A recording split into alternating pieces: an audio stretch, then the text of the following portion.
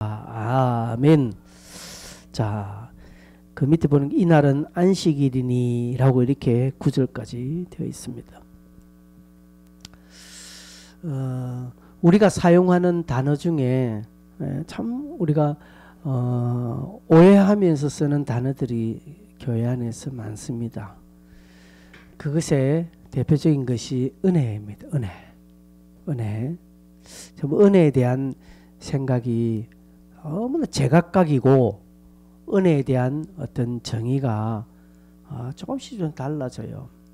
그래서 오늘 읽은 본문은 은혜에 대한 아주 바른 가르침을 주고 있습니다. 베데스다 연못에서 일어난 일입니다. 베데스다, 여러분 무슨 뜻인지 알죠? 예, 은혜의 집이라는 뜻입니다. 베데스다는 은혜의 집이라는 뜻입니다. 그 은혜의 집에서 일어난 일인데 전혀 은혜와 관계없는 일들이 일어난 것에 대해서 주님은 한 병자를 38년 된 병자를 고침으로 이 은혜에 대한 해석을 분명하게 우리에게 가르쳐주고 있습니다. 우리가 읽었던 부분은 한 병자, 어떤 병자인지는 잘 모르겠는데 대충 중풍병자인 것 같습니다.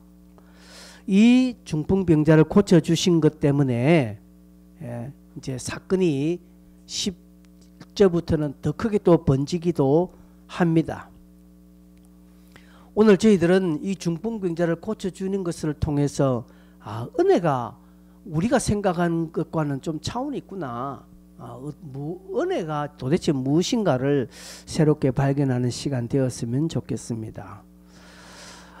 중풍병자를 고치는 것은 주님의 세 번째 표적입니다.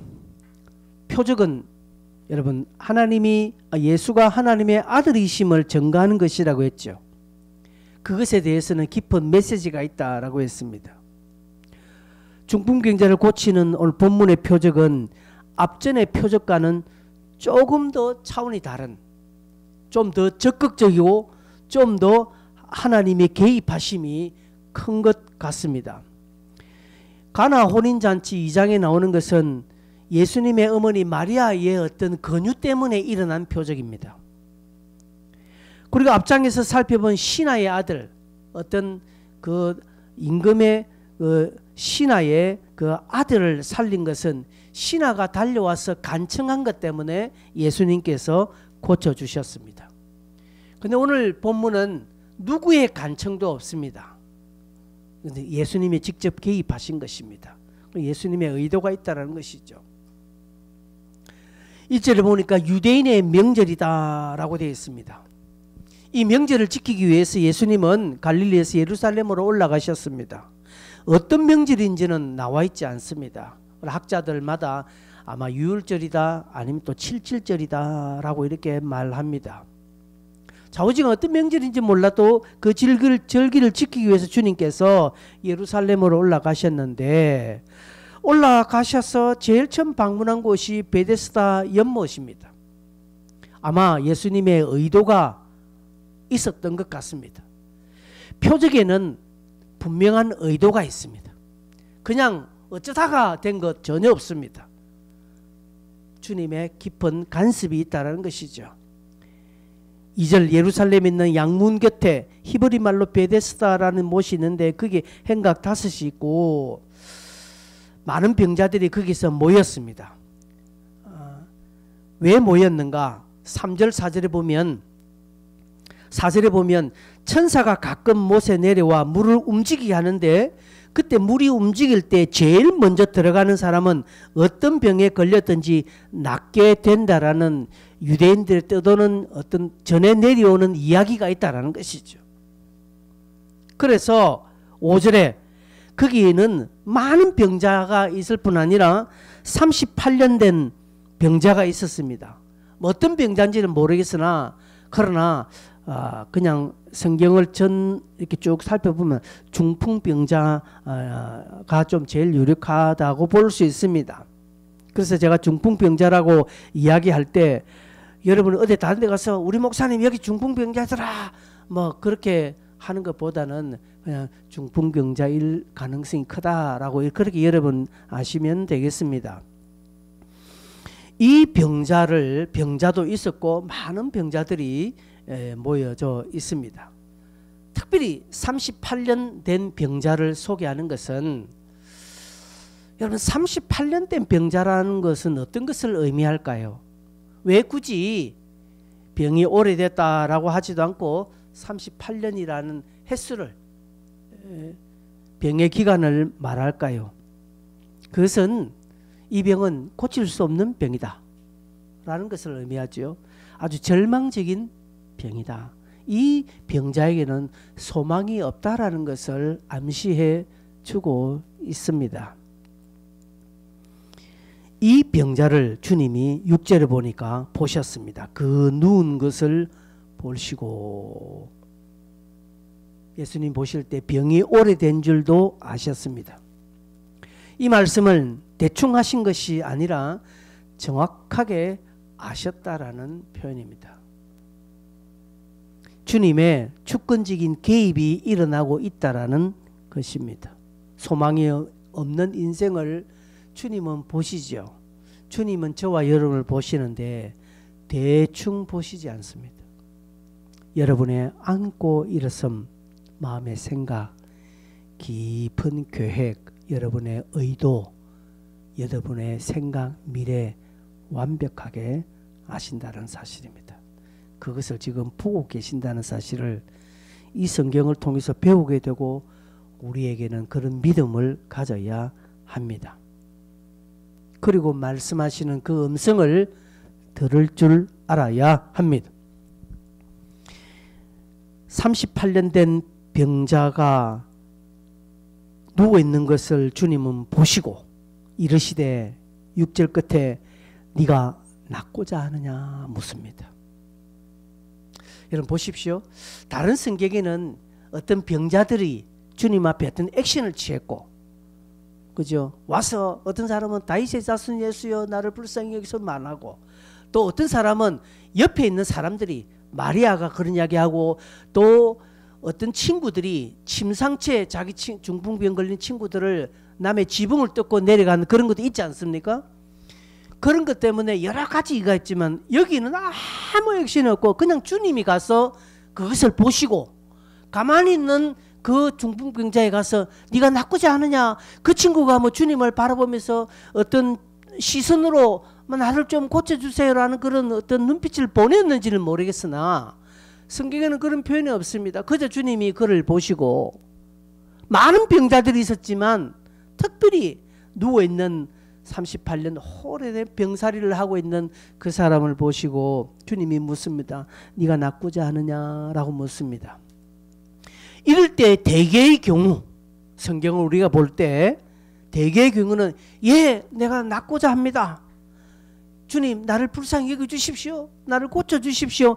이렇게 말하는 것이 정상적인데, 이 친구는 7절에 뭐라고 말하는가 하면, 물이 움직일 때 나를 못에 넣어주는 사람이 없어 내가 지금 고침을 받지 못하고 있습니다 라며 원망을 하고 있습니다. 고침을 받기를 원하느냐 하면 예, 고쳐주시오 말해야 정상적인데, 이 친구는 물이 움직일 때 나를 넣어주는 사람이 없어 내가 가는 동안 다른 사람이 먼저 가는 것 때문에 나는 이제까지 고침을 받지 못하고 있습니다 라고 하며 오히려 원망을 합니다. 그런데 8절에 보십시오. 8절에 예수께서 이르시되 일어나 네 자리를 들고 걸어가라 합니다. 여러분 이게 이상하지 않습니까? 예수님께서 네가 낫고자 하니까 물을 때에 예, 낫고자 합니다. 이래 해도 시원찮은데 이 친구는 물이 동할 때에 누가 나를 좀 밀어주지도 않고 던져주지도 않고 내가 가려고 발버둥 쳤는데 다른 사람이 먼저 푹 들어가는 바람에 나는 고침을 받지 못하고 있습니다. 오히려 원망하고 불평하고 있다는 것이죠. 그럼 주님 보면 네 마음이 원망이 가득 찼구나. 넌 아직 멀었다 하고 주님이 가셔야 되는 것인데 주님은 그를 고쳐주십니다. 예수님께서 그 친구를 물이 동할 때 팍 제일 먼저 집어 던져 주셔서 고치는 것이 아니라 그냥 말씀으로 고쳐 주십니다. 여러분, 여기 오늘 핵심이 있습니다. 베데스다는 어떤 뜻이라고 했나요? 은혜의 집이라는 뜻입니다. 은혜의 집에 수많은 병자들이 지금 모여 있습니다. 은혜의 집에, 은혜의 장소에 자신의 병을 고치기 위하여서 이 은혜의 집 장소에 모였는데, 이 은혜의 집에서 은혜보다 먼저 물에 들어가느냐 안 들어가느냐 이 싸움밖에 없고요. 먼저 들어가지 못한 것 때문에 아깝다 하면서 한탄하고 저 인간만 아니었으면 내가 먼저인데 라고 하는 원망이 가득한 곳이 되어버렸습니다. 물이 동할 때 누가 들어갈 것인가? 그래서 연못 가까운 곳에 딱 전부 다 스탠바이 하고 있습니다. 물이 들어갈 때 팍 들어가기 위해서 뭐 그것밖에 없습니다. 그런데 그곳이 은혜의 집이라는 것입니다. 이런 앞뒤가 맞지 않죠. 뭔가 이상하죠. 여러분, 이거에 오늘날 우리 교회의 모습과도 같습니다. 오늘날 우리 신앙인들의 신앙생활도 이렇게 하고 있습니다. 은혜를 갈망합니다. 은혜를 이야기합니다. 모든 것이 은혜, 은혜, 은혜라고 이런 찬양은 멋지게 은혜롭게 부르지만, 그러나 실제 우리 삶에서는 누가 이 타이밍을 잡느냐 안 잡느냐, 누가 들어가냐 안 들어가느냐, 누가 이 기회를 잡느냐 안 잡는다, 누가 좋은 자리를 가느냐 안 가느냐, 이 싸움만 하고 있다라는 사실입니다. 누가 좀 내를 좀 밀어주면 될 건데, 누가 나를 안 밀어서, 누가 나를 안 도와줬어, 이렇게 되었다라고 원망하고 있지 않느냐는 것이 참 저들으라고 하는 이야기 같아요. 저들으라고. 누가 좀 나를 확 도와주면 될 건데.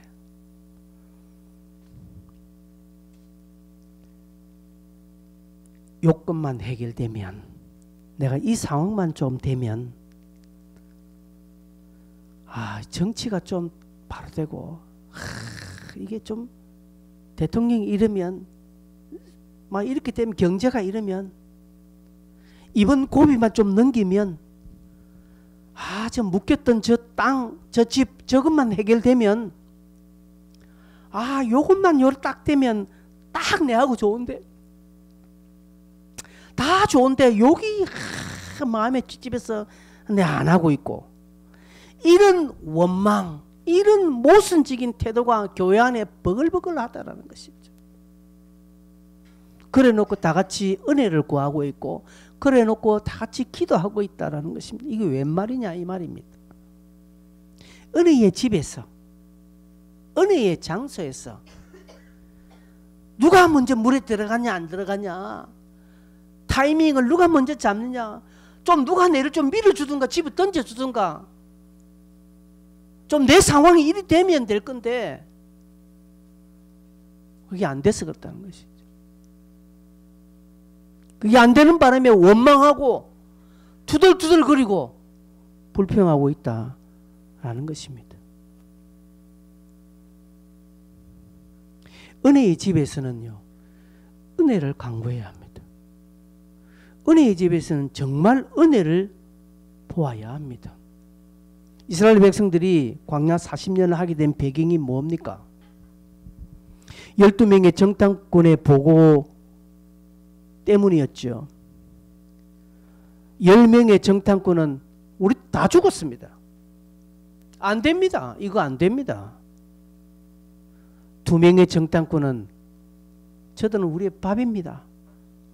하나님이 우리와 함께 하시니 갑시다. 이스라엘 백성들은 10명의 이야기를 듣고 하나님의 은혜를 저버렸죠. 은혜를 받지 않았습니다. 하나님께서는 가나안 땅을 주셨습니다.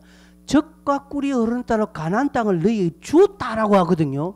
그런데 그 하나님의 은혜는 보지 않고, 주신 가나안 은혜는 보지 않고 뭡니까? 10명의 정탐꾼은 저 안악자손은 그대하고 우리는 메뚜기 같고 안 된다. 이거 봤다라는 것이죠. 무엇입니까? 조건 보고 상황 보고 이거다는 것이죠. 그러니 결국 그들은 40년 광야 살이를 하게 된 것입니다. 하나님의 주신 약속의 땅인데 안악자손이 워낙 거인 같고 광대하니까 안 된다는 거예요. 그러면 안악자손들이 전부 다 난쟁이 같으면 한번 해볼 만한데 갑시다 그랬을 거야 아마. 그게 뭔 은혜입니까? 그건 은혜 아니에요. 여러분이 할 수 있는 것은 그건 은혜 아닙니다. 이렇게 말하면 또 오해할 수 있어서 참 죄송한데 그거는 우리가 마땅히 감당하는 것이죠. 내 행위로 어떤 나의 유익으로 어떤 타이밍으로 어떤 기회로 뭔가 해보겠다라는 것은 은혜와 정반대의 삶입니다. 38년 된 병자가 그렇게 지냈죠. 그런데 주님은 그 병자의 그 어떤 것도 보지 않았습니다. 네 믿음이 너를 구원하였느니라. 다른 성경에 보면 이런 것들이 많죠. 근데 여긴 그렇지 않습니다. 주님은 이 병자의 믿음도 보지 않으셨습니다. 그 병자의 어떤 고백도 없었습니다. 아무것도 없는데 그 병자를 고쳐주셨습니다. 말씀으로. 다른 성경과 조금 비교가 되지 않습니까? 다른 병자들을 고쳐주신 거 좀 여러분 비교가 되지 않습니까?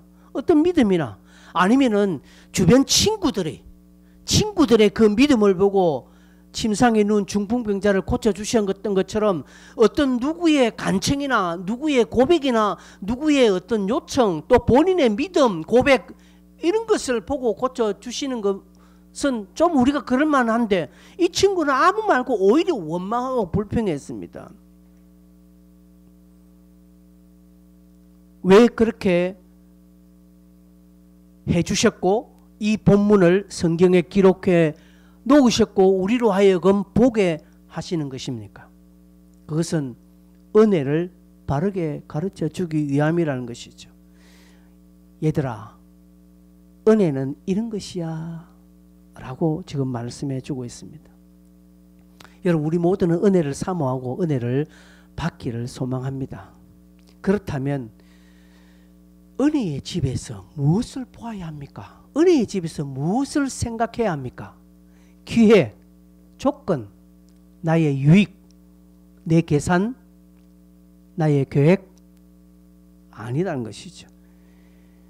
은혜의 집에서 연못에 제일 먼저 들어가야 할 것이라는 그런 타이밍이 아니라는 것이죠. 은혜의 집에서는 나에게 오신 그 주님을 보아야 합니다. 우리 모두는 각자의 형편에 맞는 영적 중병에 걸려서 오래 고생합니다. 우리 모두. 저도 그렇고 여러분도 다 영적인 병에 걸려 있잖아요. 그걸 제가 일일이 지적해 주면 여러분 기분 나빠할 거예요. 여러분이 잘 알죠. 앞에 있는 저는 어디 뭐 깨끗합니까? 아니요. 저도 영적인 중병에 걸려 있었어요. 끊지 못하는 습관이 있고요. 끊지 못하는 성품이 있고요. 끊지 못하는 마음에 못된 것들이 많아요. 이걸 주님이 오시고 보신다는 것이죠. 그럴 때 주님 내가 이거 하고 싶어서 합니까? 내가 속상하니까 지금 술 한잔 하는 거 아닙니까? 허전하니까 내가 지금 이것을 잊기 위해서 내가 술 한잔하고 이걸 내가 어떻게 하기 위해서 속상하니까 내가 얼마나 답답해서 내가 앉아 이렇게 원망 투덜투덜 하고 있다는 것이죠. 그 은혜의 집에 주님이 은혜의 본체가 되시는 주님이 오셨는데 그 주님 보지는 않고 상황이 안 돼서 형편이 안 돼서 조건이 안 돼서 저 인간 때문에 뭐 때문에 안 되고 이것저것 그거 지금 투덜투덜 거리고 있다 이 말씀입니다. 그래서 주님이 하십니다. 나를 보라는 나를 바라보라는 것이죠. 자려고는 도저히 물에 들어갈 수 없는 자죠. 38년 된 이 병자는.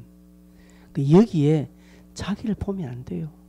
자기 힘으로 할 수 있다는 그 어떤 미련을 두지 말고 물에 들을 생각도 하지 말고요. 주님 바라보는 삶을 시작해야 합니다. 여러분 은혜의 집에 오셨으면 주님만 보십시오. 여기서 여러분 어떤 타이밍, 여러분 어떤 생각들 안 해요. 그런 식으로 기도도 하지 마세요. 하나님 이번에 이것 좀 풀리면 제가 뭘 하겠습니까? 그런 기도도 여러분 그래도 기도는 모든 것을 다 해야 되겠지만 여러분 그 기도를 크게 잡지 마세요. 여러분 기도에 그런 기도는요. 저 끄트머리 한 1, 2분 정도로 좋게요. 근데 대다수의 기도가 어떤 것입니까? 형편 부르지게 해달라고 뭐 어떤 다 조건들 상황들 풀어지게 해달라고 기도하는 거잖아요. 물어보겠습니다. 정말 그게 풀어지면 그게 정말 해결되면 여러분 잘하겠습니까? 물어봅시다. 여러분이 지금 기도하는 조건들이 싹 다 해결되면 그러면 진짜 주님이 원하시는 삶으로 여러분 신앙생활 하시겠습니까? 하겠습니까? 못합니다. 못합니다. 왜요? 지금 안 하기 때문에. 주님은 아십니다. 주님은 내가 배반할 줄을 배반하지 않는 줄 아십니다. 제가 예전에 그런 이야기 했죠. 제가 간구할 때 그래 그게 좀 니 뭐 할래? 그게 좀 뭐 할래? 뭐 할래? 자꾸 모르니까 결국 아무것도 대답 못 하겠더라고요. 뭐 때문에 내가 이걸 구하는 거지? 주님은 그것이 내게 필요하지 않아서 외면하시는 것이 아니라 순서가 틀렸다고 자꾸 말합니다. 순서가 나를 좀 제일 먼저 바라는 것이죠. 나도 니 안다. 네가 38년 된 병자인 줄 알고 너도 빨리 전문에 들어가면 고침 받아야 된다는 것은 나도 안다. 그러나 그게 중요한 게 조건이 아니라 너 나만 보라. 나만. 하나님께서는 우리가 하나님 제일 먼저 물에 들어가게 해주십시오. 이렇게 기도하는 것. 하나님 그 기도하는 것보다 하나님 나는 주의 은혜가 필요합니다. 이 기도입니다. 하나님 내게 은혜를 베풀어 주십시오. 하나님은 우리 입에서 그 기도하시는 것을 하나님은 듣고자 합니다. 듣고자 합니다. 여러분 우리 어른들도요. 아이들한테 듣고자 하는 말이 있거든요. 듣고자 하는 거. 아이들한테 보고 싶어하는 아이들이 가지고자 하는 태도를 보기를 원합니다. 어떤 음식을 차릴 때 우리 아이들 어르신들한테 먼저 드십시오 라고 하는 그 태도를 보잖아요. 먼저 드십시오. 그러면 그거 홀라당 먼저 먹습니까? 저놈 됐다. 그런 자세와 태도를 보지 않습니까? 하나님에게 은혜가 필요합니다. 하나님에게 은혜를 주십시오. 은혜의 본체 되신 예수 그리스도 그분을 보기를 원합니다. 그 기도를 간절하게 눈물 흘리며 할 때 하나님은 아시죠? 그래, 네게 참 필요한 것도 많고 네가 얼마나 요구할 것이 많은데 그것은 별로 기도 안 하고 네가 어떻게 이 기도만 하느냐. 이 기도에 부합된 인물이 있습니다. 구약에 누구입니까? 솔로몬이지요. 솔로몬이 1000번제를 드리고 난 뒤에 너무나 1000번제 너무 귀하거든요. 여러분 1000번제가 뭔지 아십니까? 1000번제를 따니까요. 번제를 번제.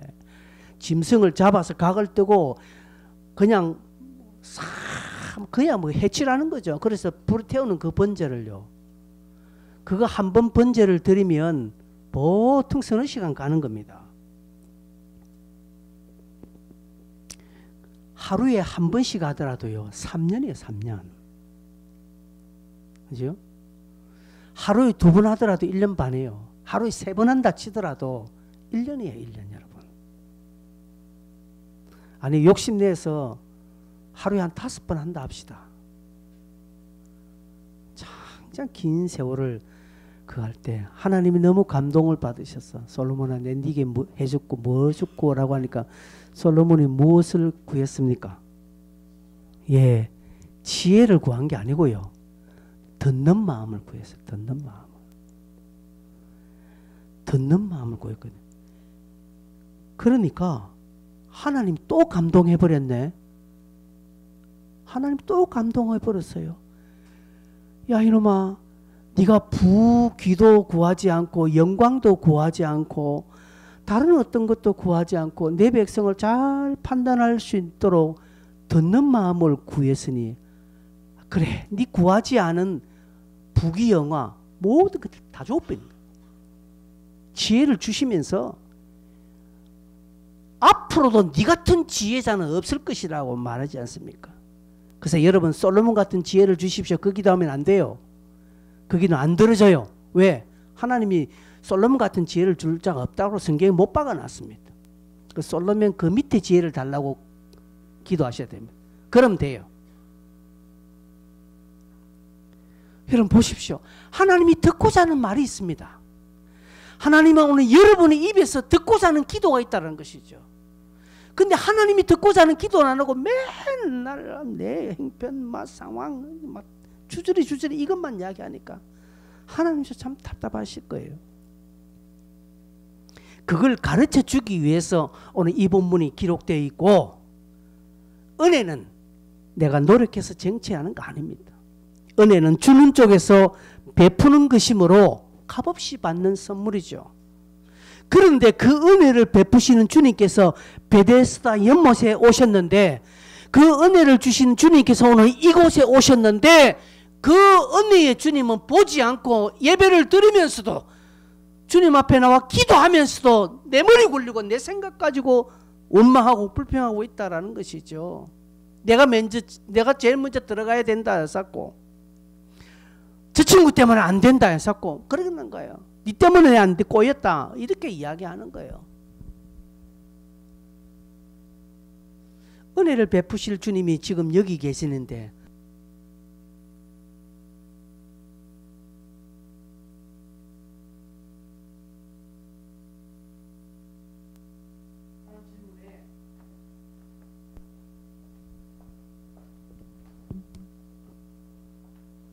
주님 나를 살려주십시오, 주님 나와 함께 해주십시오 라고 대답해야 하는데, 이 병자도 그렇지 않고 우리도 그렇지 않은 것이죠. 그럼에도 불구하고 주님은 말씀하십니다. 8절에 보니까 일어나 네 자리를 들고 걸어가라 합니다. 일어나 네 자리를 들고 걸어가라. 누군가 도움에 의해서 물에 들어가기를 바라는 그 병자에게 주님은 하나님의 아들로서, 하늘의 근세자로서 일어나 걸어가라고 말합니다. 즉 믿음의 결단을 하고 믿음으로 행하라고 합니다. 자, 여기 보십시다. 그러면 병이 나은 게 문제입니까? 일어나 걷는 게 문제입니까? 예. 여러분 어떻게 그렇게 잘하십니까? 여러분 너무 잘하시네. 근데 9절 보세요. 9절은요, 여러분 생각하고 달라요. 그 사람이 곧 나아서 자리를 들고 걸어가니라 그러겠습니다. 다시 묻습니다. 일어나 걷는 게 문제입니까?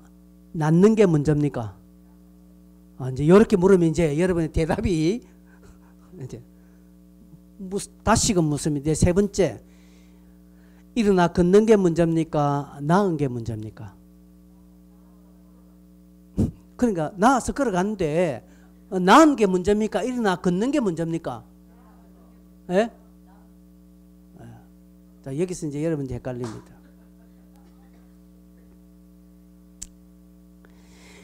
일어나 걷는 게 먼저입니다.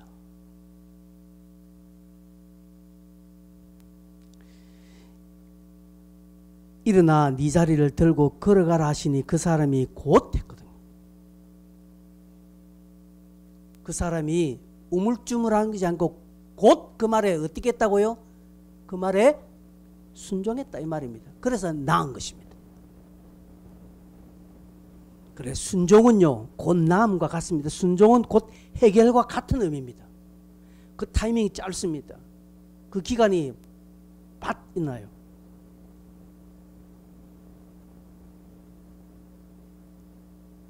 여러분, 형편, 상황, 사건이 풀어지고 그 다음 순종하는 거, 이거는요 불신자들도 다 하는 거예요.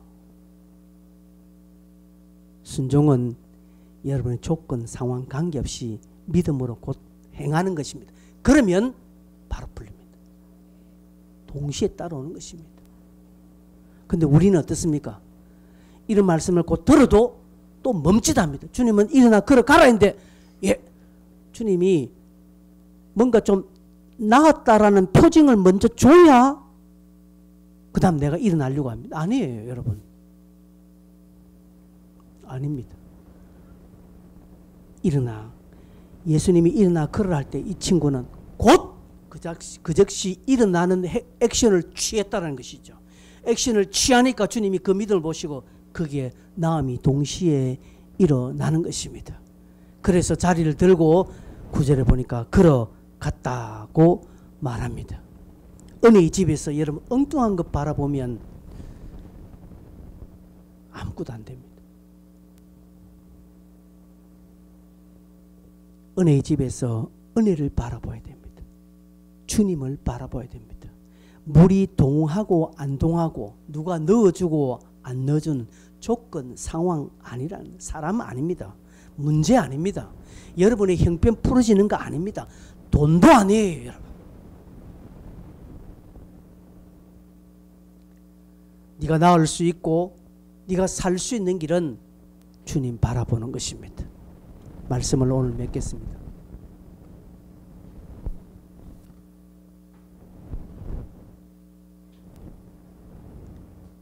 형편, 상황, 여러분 그런 조건들 변하기만 보지 마십시오. 그 조건들 변하게 해달라고 기도도 그래 하지 마시고 하나님 내게 은혜를 베풀어 주십시오. 이 말은 오늘 우리가 자꾸 우리 주변의 상황들, 그죠? 형편들, 이게 우리의 앞에 선결 조건이 되어서는 안 된다는 것이죠. 정말 여러분 믿음으로 반응하셔야 됩니다. 반응. 이스라엘 백성들이 가나안 정탐하고 해볼만 합니다. 갑시다. 그거 가지고 우호 간 거는 큰일 아닙니다. 항상 믿음은 내가 생각하는 것보다 큰 것에 대한 하나님의 요구입니다. 그렇기 때문에 여러분 내가 생각하는 큰 것, 그것보다 하나님이 더 크다는 것이죠. 결론으로 어떤 한 구절을 이야기하겠습니다. 누가 이 말을 했는지 모르겠으나 아주 위대한 말을 했더라고요. 폭풍이 거대한 것을 하나님께 말하지 마라. 폭풍에게 하나님의 위대하심을 선포하라. 그런 말이 있습니다. 하나님 앞에 와서 하나님, 내 지금 이런 상황이잖아요. 하나님 지금 내 형편이 이렇잖아요. 하나님 내가 이렇잖아요. 하나님 있지 않습니까? 그러지 말고요. 여러분의 그 상황에 두고 하나님이 이 모든 것을 해결할 것이요. 하나님은 이보다 더 크신 분이라. 큰 산아 네가 무엇이냐. 하나님 앞에서는 평제가 될지어다. 상황을 책망하고 여러분의 조건을 거기에 선포를 하고 그 위대하신 하나님을 여러분의 형편에 선포할 때에 하나님은 반응해 주시는 것입니다. 우리가 이 찬송을 함께 부르겠습니다.